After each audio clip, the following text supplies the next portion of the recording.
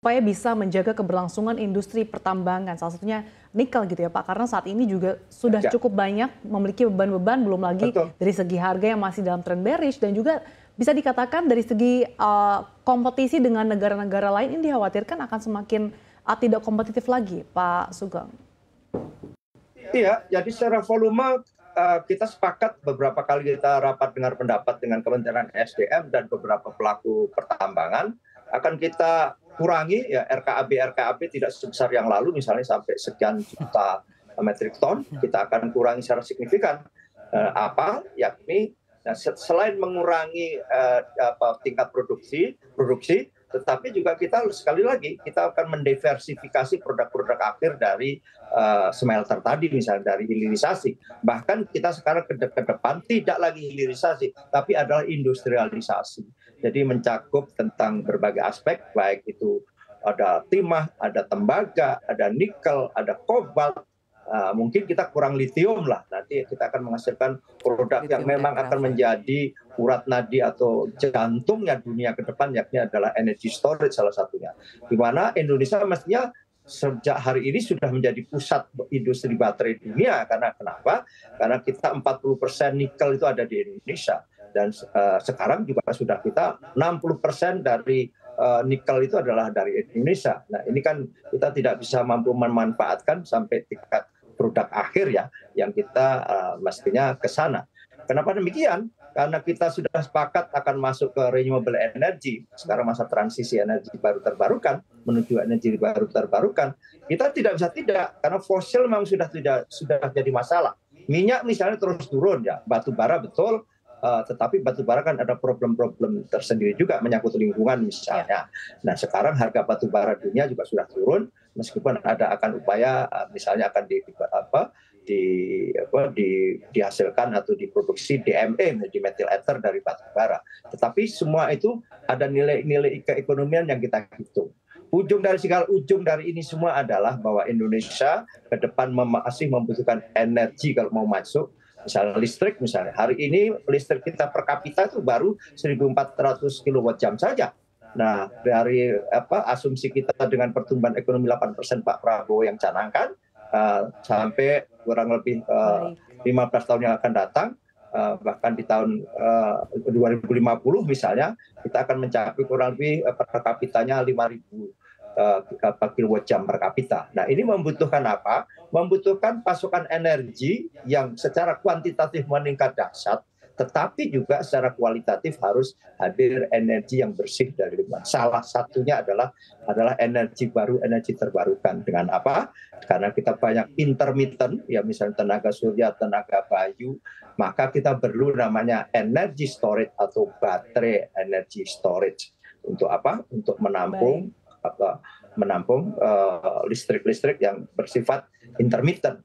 Nah, inilah ke depan kita akan dorong betul-betul kita hemat sekaligus pemanfaatannya adalah untuk menghasilkan end product. Ya. Jadi lebih tinggi lagi sudah barang tentu nilai tambahnya.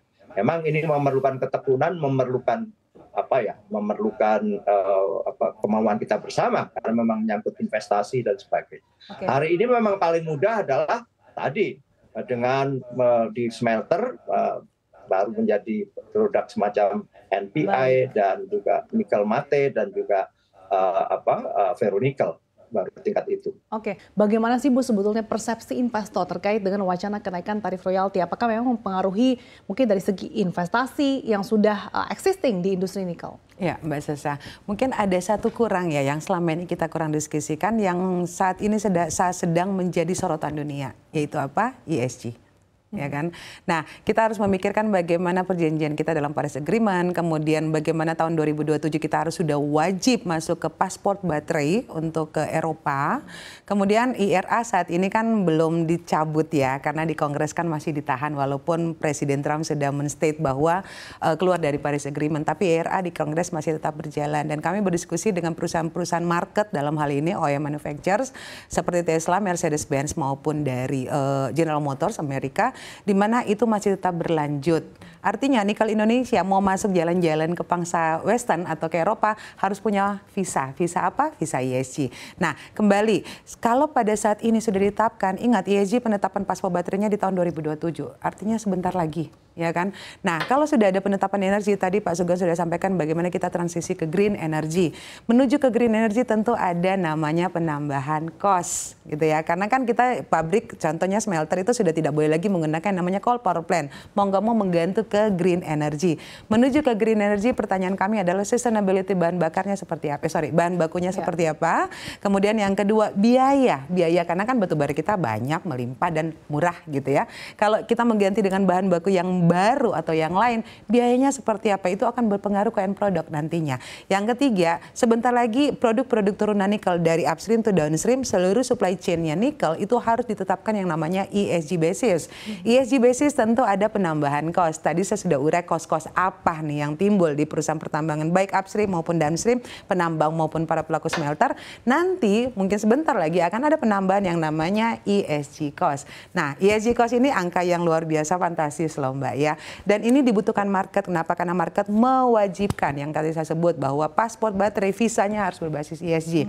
Nah, kedepannya investor ini akan masuk nggak ke Indonesia? Kalau begitu banyak kewajiban yang harus dihadapi, melihat rasio margin yang kira-kira hanya mungkin nggak seberapa dibanding diinvestasi di beberapa negara lain gitu ya, ya tentu akan menjadi sentimen negatif gitu Mbak Sasi ya, karena beberapa, saya juga sebentar lagi juga harus berangkat lagi ke beberapa negara yang harus berdiskusi lagi dengan produk-produk N yang tadi disampaikan gitu ya, di mana mereka juga masih bertanya kepada kami bagaimana aturan di Indonesia bisa membuat investasi itu nyaman, aman dan bisa mendapatkan profit. Nah, kalau perusahaan sudah tidak ada profit ya untuk apa berinvestasi di Indonesia. Dan yang kedua yang paling penting di kami adalah dengan begitu banyak beban yang dibebankan kepada perusahaan pertambangan, pertanyaannya apakah perusahaan-perusahaan itu akan terus berproduksi?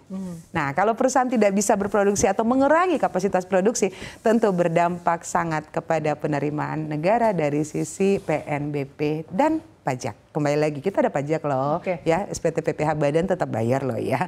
Tapi kembali lagi, begitu banyak kewajiban, begitu banyak cost dibanding di compare dengan harga nikel dunia yang saat ini terus menurun, apakah perusahaan-perusahaan masih bisa sustain ke depannya? Nah itu walau-walam ya Mbak Sasa ya. Kita lihat saja nanti bagaimana pemerintah ke depannya bisa lebih fairness gitu ya kepada pengusaha sehingga kita tetap bisa berproduksi dan menunjang program pemerintah ke depannya.